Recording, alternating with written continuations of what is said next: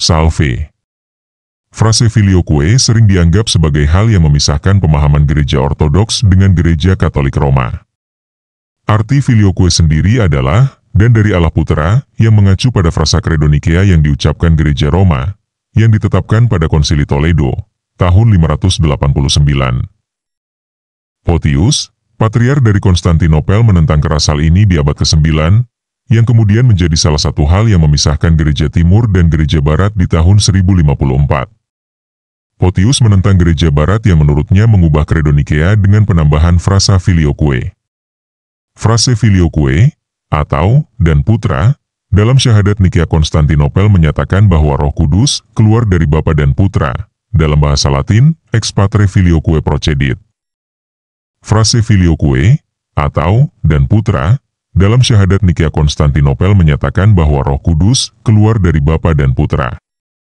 Frase ini tidak bertentangan dengan kitab suci, tradisi suci gereja, dan ajaran para bapa gereja. Dalam Alkitab, Yesus mengatakan bahwa Roh Kudus akan diutus oleh Bapa dalam namaku. Lihat Yohanes 15 ayat 26, dan bahwa ia akan mengutus Roh Kudus yang akan datang dari Bapa. Lihat Yohanes 16 ayat 7. Selain itu, Rasul Paulus menulis tentang kasih karunia Tuhan Yesus Kristus, kasih Bapa, dan persekutuan Roh Kudus. Lihat 2 Korintus 13 ayat 13. Konsili Efesus, pada tahun 431, mengajarkan bahwa Roh Kudus adalah Roh Bapa dan Putra, sedangkan Konsili Konstantinopel kedua, tahun 553, mengajarkan bahwa Roh Kudus keluar dari Bapa dan Putra. Para bapa gereja juga mendukung ajaran ini. Santo Agustinus, dalam karyanya, De Trinitate, menjelaskan bahwa Roh Kudus adalah cinta kasih antara Bapa dan Putra. Sementara itu, Santo Thomas Aquinas dalam karyanya, Summa Theologica, menjelaskan bahwa Roh Kudus keluar dari Bapa dan Putra sebagai cinta kasih mereka. Dengan demikian, frase filioque tidak bertentangan dengan kitab suci, tradisi suci, dan ajaran para bapa gereja. Dalam video ini, kita akan membahas tentang filioque secara lebih mendalam sehingga semua orang Katolik harus paham bahwa frase filioque sudah sesuai dengan Alkitab, sesuai ajaran para bapa gereja, dan konsili-konsili ekumenis gereja menyepakatinya. Mari kita bahas lebih dalam. Aku percaya akan Roh Kudus, gereja Kristus yang kudus, persekutuan para kudus, pengampunan dosa, kebangkitan badan, kehidupan yang kekal. Amin.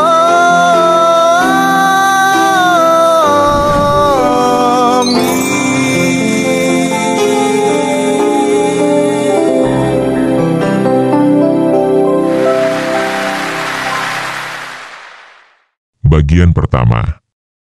Frase filioque tidak bertentangan dengan ajaran kitab suci. Pertama-tama, mari kita melihat apa yang dikatakan dalam kitab suci tentang Roh Kudus. Kitab suci mengatakan bahwa Roh Kudus berasal dari Bapa, namun Kristus turut mengambil bagian di dalam pengutusan Roh Kudus itu. Yohanes 15 ayat 26 memberikan kesaksian berikut, "Jikalau penghibur yang akan kuutus dari Bapa datang, yaitu Roh kebenaran yang keluar dari Bapa, ia akan bersaksi tentang aku." Selanjutnya, Kisah Para Rasul 2 ayat 33 memberikan kesaksian berikut, "Dan sesudah ia ditinggikan oleh tangan kanan Allah dan menerima Roh Kudus yang dijanjikan itu, maka dicurahkannya apa yang kamu lihat dan dengar di sini." Kemudian Titus 3 ayat 5-6 memberikan kesaksian berikut, "Pada waktu itu dia telah menyelamatkan kita, bukan karena perbuatan baik yang telah kita lakukan, tetapi karena rahmat-Nya oleh permandian kelahiran kembali dan oleh pembaharuan yang dikerjakan oleh Roh Kudus, yang sudah dilimpahkannya kepada kita oleh Yesus Kristus, Juru Selamat kita." Lalu Yohanes 20 ayat 23 memberikan kesaksian berikut, "Dan sesudah berkata demikian, ia mengembusi mereka dan berkata, 'Terimalah Roh Kudus. Jikalau kamu mengampuni dosa orang, dosanya diampuni, dan jikalau kamu menyatakan dosa orang tetap ada, dosanya tetap ada.'" Selanjutnya Yohanes 16 ayat 7 memberikan kesaksian berikut, "Adalah lebih berguna bagi kamu, jika aku pergi. Sebab jikalau aku tidak pergi, penghibur itu tidak akan datang kepadamu. Tetapi jikalau aku pergi, aku akan mengutus dia kepadamu. Maka, Roh Kudus adalah Roh Allah, lihat 1 Korintus 2 ayat 11, yang dikatakan baik sebagai Roh Bapa, lihat Matius 10 ayat 20, maupun Roh Kristus, Allah telah menyuruh Roh Anaknya ke dalam hati kita, yang berseru, Ya Aba, Ya Bapa. Lihat Galatia 4 ayat 6. Semua orang yang dipimpin Roh Allah adalah anak Allah. Kamu telah menerima Roh yang menjadikan kamu anak Allah. Oleh Roh itu kita berseru, Ya Aba, Ya Bapa. Lihat Roma 8 ayat 15.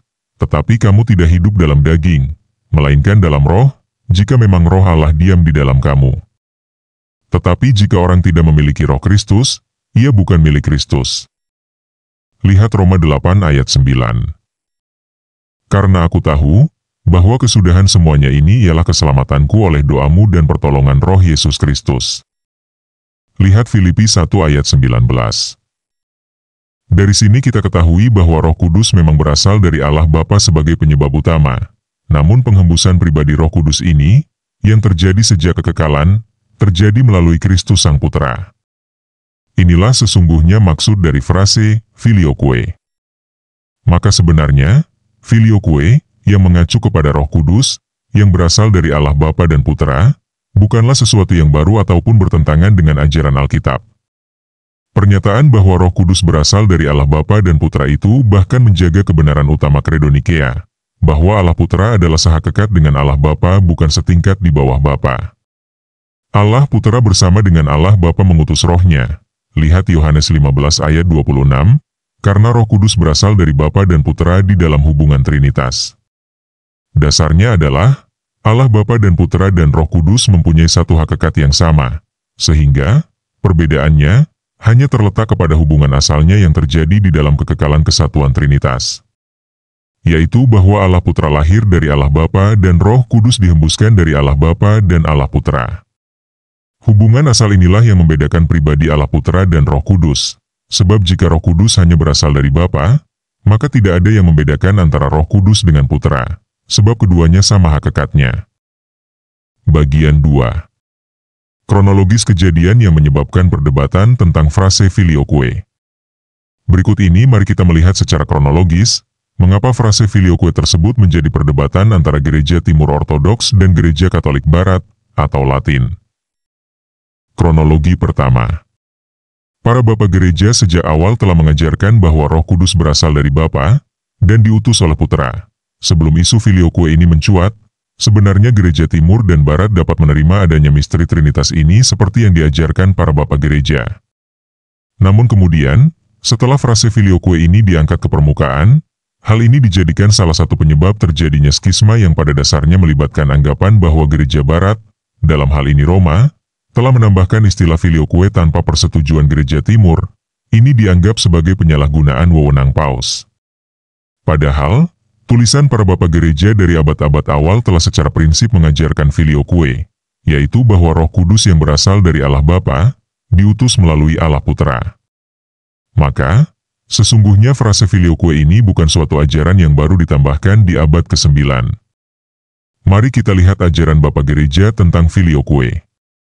Pertama-tama Tertulian, pada permulaan abad ke-3, telah menekankan bahwa Allah Bapa, Putra dan Roh Kudus, semua mempunyai satu substansi ilahi, kualitas dan kuasa. Lihat Tertulian, et praexis kedua. Sebagaimana mengalir dari Allah Bapa dan diteruskan oleh Putra kepada Roh Kudus. Lihat Tertulian, et praexis ke-13. Kemudian Santo Hilarius dari Poitiers, pada pertengahan abad ke-4, mengatakan tentang Roh Kudus sebagai datang atau berasal dari Bapa dan dikirimkan oleh Putra. Lihat Santo Hilarius dari Poitiers, De Trinitate buku 12 bab 5 ayat 5. Sebagai dari Allah Bapa melalui Putra, De Trinitate buku ke-12 bab 5 ayat 6. Dan dengan mempunyai Allah Bapa dan Putra sebagai sumber Roh Kudus, De Trinitate buku ke-12 bab 5 ayat 6. Dan di perikop yang lain, Santo Hilarius mengacu kepada Yohanes 16 ayat 15. Ketika Yesus mengatakan, segala sesuatu yang Bapa punya, adalah aku punya. Sebab itu aku berkata, ia akan memberitakan kepadamu apa yang diterimanya daripadaku. Dan, menerima dari Putra adalah sama dengan berasal dari Bapa, De Trinitate buku 8 bab 20. Selanjutnya Santo Athanasius, tahun 296 hingga 373, menyatakan, satu-satunya yang tidak dilahirkan, dan sumber dari segala kealahan, adalah Allah Bapa. Namun Santo Athanasius juga mengatakan, Daud bernyanyi dalam Mazmur 35 ayat 10, sebab denganmu adalah sumber air hidup, sebab, tergabung dengan Bapa, Putra adalah sungguh sumber Roh Kudus. Lihat Santo Athanasius, On the Incarnation of the Word Against the Arian 9 in Patrologia Graeca volume 26 kolom 1000a. Santo Athanasius juga mengajarkan, segala yang dimiliki Roh Kudus, ia miliki dari Sang Sabda. Lihat Santo Athanasius, Against the Arians. Lalu Santo Basil Agung, tahun 365, mengajarkan, sebab bahwa ia, Roh Kudus, adalah kedua dari Putra, karena memperoleh keberadaannya dari Dia dan menerima dari Dia dan menjadi tergantung sepenuhnya atas Dia, yaitu Putra. Seperti diajarkan oleh tradisi suci. Lihat Santo Basil the Great, Against Theonomius 3 ayat 1. Kemudian Santo Ambrosius dari Milan, sekitar tahun 380, menyatakan dengan jelas bahwa Roh Kudus berasal dari Bapa dan Putra, tanpa memisahkan satu dengan lainnya. Lihat tulisan Santo Ambrosius dalam On the Holy Spirit. Kemudian Santo Ambrosius juga menuliskan demikian, lihatlah sekarang, bahwa sebagaimana Allah Bapa adalah sumber hidup, demikianlah juga Putra dikenal sebagai sumber hidup, sehingga dengan engkau, Allah yang Maha Kuasa, Putramu adalah sumber hidup, yaitu sumber Roh Kudus, sebab Roh Kudus adalah hidup, seperti dikatakan Tuhan, perkataan yang kukatakan kepadamu adalah roh dan hidup. Lihat Yohanes 6 ayat 64, sebab di mana roh berada, di sana ada hidup dan di mana ada hidup, ada Roh Kudus. Lihat tulisan Santo Ambrosius dalam On the Holy Spirit. Jadi, hak kesamaan hakikat antara Allah Bapa, Putra dan Roh Kudus telah diajarkan sejak gereja awal. Kesamaan hakikat inilah yang menjadi dasar mengapa dikatakan bahwa Roh Kudus dikatakan berasal dari Allah Bapa dan Putra. Sebab Roh Kudus sebagai Roh Allah adalah Roh Bapa dan Roh Putra, atau Roh Kristus. Aku percaya akan Roh Kudus, Gereja Kristus yang kudus.